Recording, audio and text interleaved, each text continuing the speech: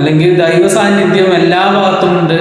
അതുകൊണ്ട് ഒരു പ്രത്യേക സ്ഥലത്ത് കാലുകുത്തിയത് കൊണ്ട് എന്താണ് ഞാനതിൻ്റെ ഒരു വില ഇവിടെ അതിൻ്റെ ഒരു പ്രത്യേക സ്ഥലത്തിന് പ്രത്യേകിച്ച് ഒന്നും കാണുന്നില്ല. എല്ലാ സ്ഥലത്തും ദൈവത്തിൻ്റെ അംശമുണ്ടെന്നാണ് അദ്ദേഹം പറഞ്ഞത്.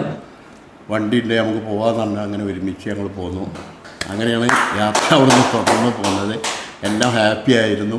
മറ്റൊരു ബസ് മറ്റേത് നമ്മൾ മലപ്പുറത്ത് വന്ന് മലപ്പുറത്ത് നിന്ന് വേറെ ബസ് വളാഞ്ചേരി കിട്ടൂല, ചിലപ്പോൾ 8 മണിക്കാണെങ്കിൽ കിട്ടും. ഇത് ഇപ്പോൾ ചെങ്കട്ടിക്കലൊക്കെ വന്നിട്ട് പിന്നെ വേറൊരു വണ്ടി പോയി ഇങ്ങോട്ട് പോയി. പിന്നെ അതിൻ്റെ ശേഷം ഇവിടെ വളാഞ്ചേരി വന്നതിന് ശേഷം നമ്മളിങ്ങനെ അപ്പോൾ ഈ കിട്ടുന്ന വണ്ടികൾ ശരിക്ക് കിട്ടിയില്ല എന്നുണ്ടെങ്കിൽ സമയത്ത് കിട്ടിയില്ല എന്നുണ്ടെങ്കിൽ ചിലപ്പോൾ വണ്ടികൾ കുറവാണെങ്കിൽ ആ ഓണത്തിനൊന്ന് കുറവായിരുന്നു. അതുകൊണ്ടാണ് ഞാൻ 3/4 മണിക്കൂർ വൈകി അവിടെ എത്തിയത്. അപ്പോൾ അങ്ങനെയൊക്കെയാണ് ഇപ്പോൾ ഈ യാത്രയുടെ കാര്യം പറയുന്നത്. പിന്നെ ഇവിടുത്തെ ക്ലാസ്സിനെ പറ്റി അതന്നെയാണ് ഞങ്ങൾ ചർച്ച ചെയ്തതിൻ്റെ. ഇവിടുത്തെ ക്ലാസ് മുമ്പത്തിലേറെ വളരെ ഗംഭീരമായിട്ടൊരു നല്ല സൗകര്യമുണ്ട്. ഇതിനെപ്പറ്റി തന്നെ ഇവിടെ നിൽക്കാതെ ഇവിടെ എത്തോളം അതിനെപ്പറ്റി സംസാരിച്ചതിൻ്റെ എല്ലാ കാര്യവും വളരെ ഉഷാറാണ്. ഇന്നിപ്പോൾ നമ്മളെ ഇതിൽ വോയിസിൽ കണ്ടത് 8-10 ആളുണ്ടാവുന്ന അതിൻ്റെ ആളുകൾ ഇങ്ങനെ വരുന്നുണ്ട്. ഇനിയും വരാനുണ്ടല്ലോ ആളുകളില്ലേ.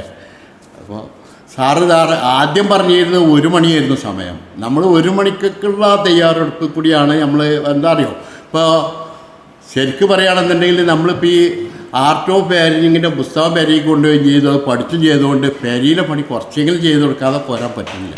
അങ്ങനെ ഒരു ബുദ്ധിമുട്ടും കൂടിയില്ലേ. അപ്പോൾ അത് ഇതിൻ്റെ തന്നെ അത് ആ പുസ്തകം അവിടെ വെച്ചിട്ടുണ്ട്. അത് അവരെല്ലാവരും എൻ്റെ ഭാര്യനെ അഞ്ചെത്തി അവരൊക്കെ എടുത്ത് വായിച്ചിട്ട് പിന്നെ നമ്മളങ്ങനെ ഓടിപ്പോന്നെ ശരിയല്ലല്ലോ. അപ്പോൾ അവിടേക്കുള്ളത് ഏകദേശം തയ്യാറാക്കുമ്പോൾ നമുക്ക് 10-11 മണി ചിലപ്പോൾ സമയമാവും. ഇത് ഇന്നലെ രാത്രി തന്നെ ഞാൻ ഒരുങ്ങി. ഇന്ന് രാവിലെ ശരിക്കും പറയണമെങ്കിൽ 4-4:30 എണീച്ച് അപ്പം തുടങ്ങി ഓരോരോ പരിപാടികൾ ഒരുക്കി. ഇന്ന് 2 പണിക്കാരുണ്ട്. അല്ല, ഇത് ചെയ്യാഞ്ഞാൽ പിന്നെന്താ അറിയുക, നമ്മൾ ഇതൊക്കെ നമ്മൾ അറിഞ്ഞുകൊണ്ടൊന്നും ചെയ്തു കൊടുത്തില്ലെങ്കിൽ അത് വലിയ ക്ഷീണമാണ്. അപ്പോൾ അങ്ങനെ വരരുത് നേരിട്ട് ഒരുമാതിരി പണികളൊക്കെ ഞാൻ ഒരുക്കി. വീട്ടിലൊരു പ്രശ്നം ഉണ്ടാവില്ല. അതുകൊണ്ട് ഹാപ്പിയാണ്, നല്ല ഹാപ്പി ആയിട്ട് അങ്ങോട്ട് വന്നത്. അപ്പോൾ എല്ലാവരും അങ്ങനെ തന്നെ ആവും. ഒക്കെ എല്ലാവർക്കും ഉണ്ടാവും പ്രയാസങ്ങളും പ്രശ്നങ്ങളും ഒക്കെ ഓരോരുത്തർ പറയുമ്പോഴേ അത് മനസ്സിലാവുള്ളൂ. അതുകൊണ്ട് ഈ കാര്യത്തെ പറ്റി ഇത്രയേ പറയാനുള്ളൂ. അത്ര പോലും എഫേർട്ട് എടുക്കാതെ മാറിപ്പോകുന്നു എന്ന ചിന്ത ഉള്ളിലെപ്പോഴും ഉണ്ടാകാറുണ്ട്. എൻ്റെ പേര് ബാലേന്ദ്രൻ. ഞാൻ മലപ്പുറം ജില്ലയിലെ കോട്ടക്കലിനടുത്ത് എടരിക്കോട് സ്വദേശിയാണ്. ഗവൺമെൻറ് സർവീസിൽ ജോലി ചെയ്യുന്നു.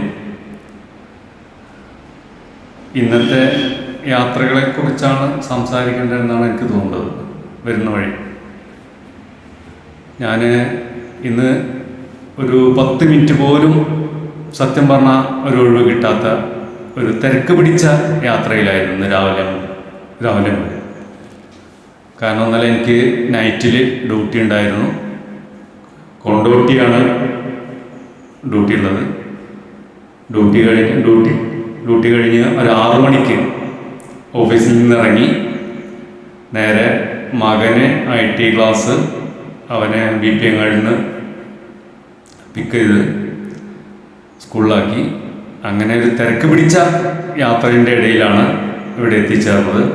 ആദ്യമായിട്ടാണ് ഞാൻ ബൈക്ക് ഉപയോഗിക്കാതെ ബസ്സിന് വന്നത്. അതുകൊണ്ട് കുറച്ച് വൈകി. പിന്നെ എനിക്കെപ്പോഴും ഇങ്ങോട്ടുള്ള യാത്ര ഒരു ഗ്രഹാതുരത്വം ഉണർത്തുന്നതാണ് എപ്പോഴും. കാരണം വെച്ചാൽ ഇപ്പോഴും ആ കൊല്ലംകോടിനെ കുറിച്ചൊക്കെ നമ്മൾ പറയുന്ന പോലെ വളാഞ്ചേരി വിട്ടിട്ടുണ്ടെങ്കിൽ ആ പ്രകൃതി രമണീയതയും നാട്ടും പ്രദേശവും എല്ലാം കൂടി കാണുമ്പോൾ തന്നെ നമുക്കൊരു പോസിറ്റീവ് എനർജി ഉണ്ടാകാറുണ്ട്. ഞാൻ എപ്പോഴും വിലയിരുത്താറുള്ളത് പൊതുവെ ഈ വളാഞ്ചേരിക്കൊപ്പം ഇങ്ങോട്ട് വരുമ്പോഴുള്ള ആളുകൾക്ക് ഒരു സംസാരത്തിലെ സൗമ്യതയും ആത്മാർത്ഥതയും ഒക്കെ കൂടുതൽ ഉണ്ടെന്നാണ് പൊതുവെ എനിക്കുള്ള വ്യക്തിപരമായ അഭിപ്രായമാണ്. ഞാൻ എപ്പോഴും പറയാറുണ്ട്, വിവാഹകാര്യങ്ങളും മറ്റും ആലോചിക്കുമ്പോൾ അവിടെ ആ നല്ല ഏരിയ എന്നുള്ളൊരു അത് ഉള്ളിൽ പതിഞ്ഞൊരു ഇതാണെന്ന് എനിക്കറിയില്ല. പിന്നെ ഒരു മുത്തുമാലയിലെ മുത്തുമണികളെ പോലെ പ്രസംഗകലയെ നെഞ്ചിലേറ്റി തിരക്കുകളൊക്കെ മാറ്റിവെച്ച് ഇവിടെ എത്തിയ പ്രിയ സൗഹൃദങ്ങളെ, സംസാര വൈഭവം എന്ന നമ്മുടെ ഈ പ്രത്യേക കഴിവ്, ദൈവം നമുക്ക് നൽകിയ ഈ കഴിവ്,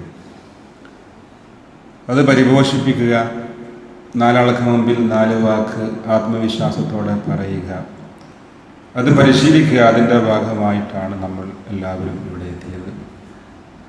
അതിൻ്റെ ആദ്യ ഭാഗമായി ഇന്നത്തെ നമ്മുടെ യാത്രയിൽ നമ്മെ സ്വാധീനിച്ച, നമ്മൾ കണ്ട, നമ്മൾ അനുഭവിച്ച എന്തെങ്കിലും ഒരു കാര്യം ഇവിടെ പങ്കുവെക്കുക എന്നതാണ് നമ്മുടെ ടാസ്ക്, നമ്മുടെയൊക്കെ ദൗത്യം. എനിക്ക് മുമ്പ് വളരെ മനോഹരമായി പലരും ആ ദൗത്യം ഇവിടെ നിർവഹിച്ചു. അവരെ ഞാൻ മുക്തകണ്ഠം പ്രശംസിക്കുകയാണ്.